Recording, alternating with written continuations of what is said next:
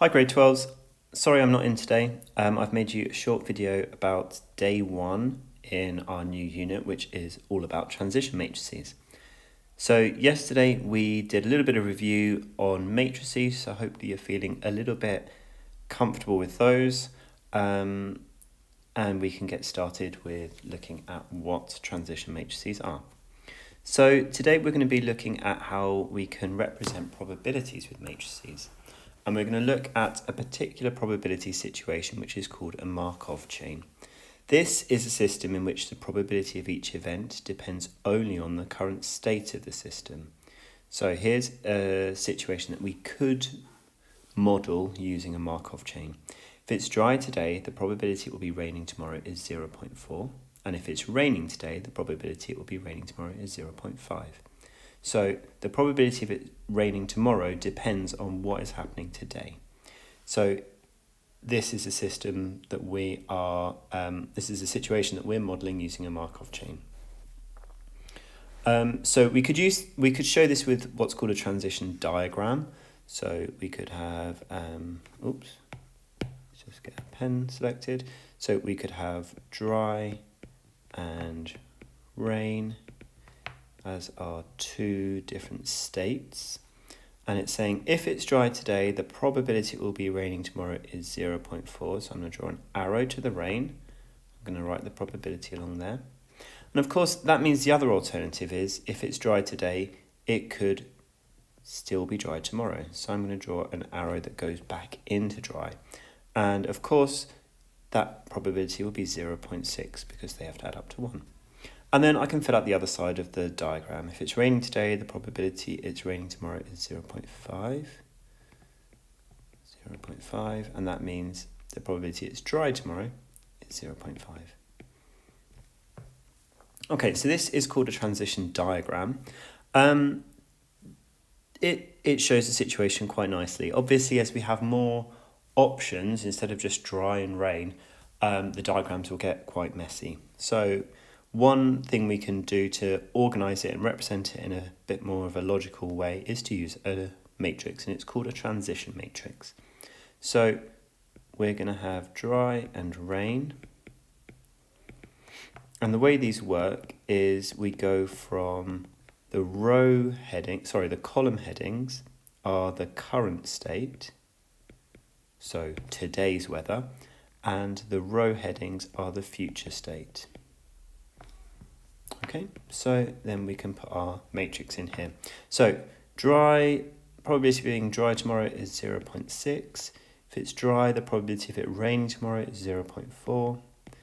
And then fill out the other one. And you'll notice that the columns will add up to 1, because if I take one column, so if I take this rain column, the probabilities below that in that column are all the things that could happen tomorrow based on it raining today. So one of them have got to happen. So that's why they're going to add up to 1. Okay, so this is a transition matrix. And the important thing to remember is that we go from the current as the column headers and then to the future as the row headers. Okay, so let's take a look at representing this same situation using a tree diagram. So we're going to find the probabilities that the weather is wet or dry in 2 days, given that today's weather is dry. Okay, so we're going to start out in part A with it being dry. So this is, might call it day 0 or today. The next day could be dry or wet, rainy I guess I've been using, and then dry or wet on day 2. Okay, and we've said before, if it's dry, the probability it's dry is 0.6, the probability it's wet is 0.4. However, if it's wet, the probability is 0.5 for each of those. Okay, so if I want to find the probabilities of it being dry or wet, I would multiply along the columns. So let's see, what's the probability of it being dry? I would have to do 0.6 times 0.6. Sorry, we should say probability of dry in 2 days' time. So one option is it's dry tomorrow, dry the next day. Another option is it's wet tomorrow, but dry the next day. So I'd take those two different outcomes and I would add them together. What does that come to? I think that's 0.56. Okay, and of course we could find out what the probability of it being wet is in 2 days' time. I'd say it's dry tomorrow and wet the next day, or wet tomorrow and wet the next day. 0.24, 0.44. Okay, that's good. Those two add up to 1. And of course we could do the whole thing again, starting out with it being wet today. And you might want to do that just to practice. So by all means, pause the video, have a go at starting out with the whole thing being wet, and then you can look at the options there. Now, we had this transition matrix on page 2. We're going to call it matrix T now, T for transition matrix. And you can see it's the same as what we had before. We've got dry and let's switch to wet as that's what we're using there, and then dry and wet, and those are the outcomes. If we use our calculators to find T squared, well, let's look at it. So I've got 0.6, I can't remember, I think this is 0.5, isn't it? 0.4 and 0.5, and I'm squaring it. Okay, so let's just write this down quickly. 0.56, 0.44, and then 0.55, 0.45. Okay, what do we notice? Well, first things I notice is this top row is the probability of it being dry. They're very similar, both those values, and both the values in the second row are quite similar. I also noticed that this 0.56 is what I calculated before, and so is this 0.44.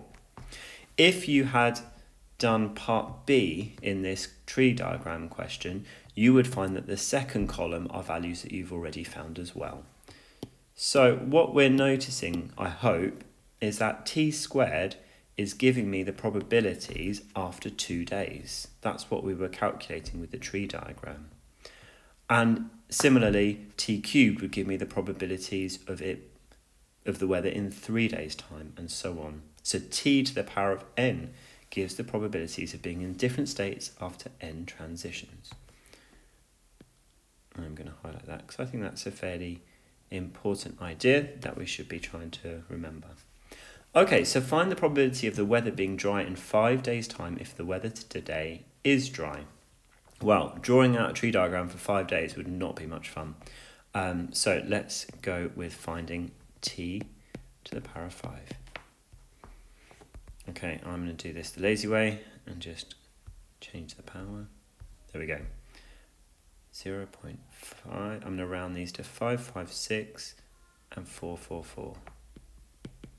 556, 444. And the second column was actually, identical. Okay, so if it is A, dry today, what is the probability of it being dry in 5 days' time? So if you remember, this was dry today, this is dry in 5 days' time. It's going to be this one. So P dry equals 0.556. And part B, find the probability of the weather being dry in 5 days' time if it is wet. So it's wet today, but I want it to be dry in 5 days' time. Hang on, I want to make a difference between my answer to A and B. So I'm going to say dry given wet today. That's probably a bit more information, isn't it? Okay, let's go back and rename this dry given it's dry today. Okay, there we go. Right, the next example is one that has 3 different states rather than 2 states. It has similar idea. You start with the transition state diagram, then you do a matrix, and then you look at using it. So pause the video and have a go. Okay, so the last thing we're going to talk about today is something called an initial state probability vector, which is quite a title, isn't it? So the initial state, obviously that means the starting out state, the first state.